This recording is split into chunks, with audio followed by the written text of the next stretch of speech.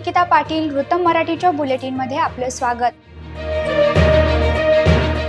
दिल्लीत आप सरकार पडल्यानंतर सीबीआय कडून मोठी कारवाई करण्यात आली आहे। दिल्लीत परिवहन विभागाच्या 6 अधिकाऱ्यांना लाख चोरीच्या आरोपाखाली केंद्रीय अन्वेषण विभागानं अटक केली आहे।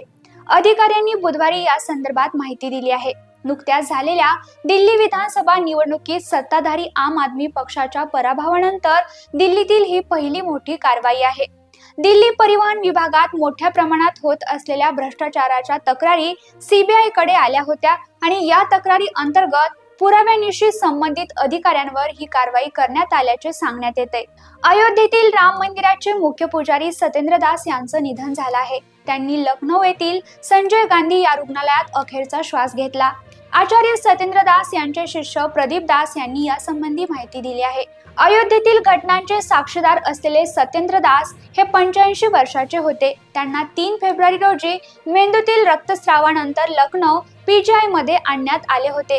गेल्या काही दिवसांपासून ते आजारीच होते आणि त्यांच्यावर उपचार देखील सुरू होते। त्यांना लखनौच्या पीजीआय मध्ये दाखल करण्यात आले होते। जवळपास 33 वर्ष त्यांनी अयोध्येतील राम मंदिराचे पुजारी म्हणून काम पाहिलं होतं।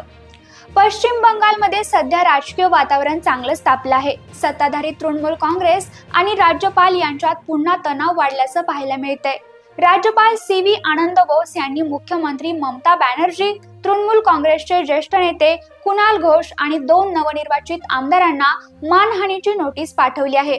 या नोटीसमध्ये राज्यपालांनी या नेत्यांना त्यांची बदनामी केल्याचा आरोप केला आहे। तसंच बदनामी केल्याबद्दल त्यांची माफी मागावी, नाहीतर 11 कोटी रुपयांचा मानहानीचा दावा केला जाईल असं म्हटलंय। पश्चिम बंगालच्या राजकीय इतिहासात पहिल्यांदाच राज्यपालांनी मुख्यमंत्री आणि आमदारांना मानहानीची नोटीस पाठवल्याची घटना घडली आहे। बांगलादेशचे अंतरिम सरकार डिसेंबर 2025 मध्ये बांगलादेशात सार्वत्रिक निवडणुका घेण्याची तयारी करते।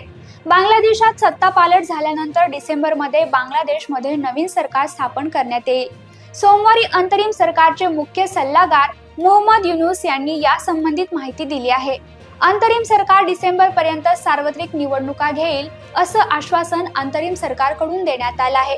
अंतरिम सरकारमधील अधिकाऱ्यानं दिलेल्या माहितीनुसार युनुस सरकार डिसेंबर पर्यंत निवडणुका घेण्याची तयारी करत आहे।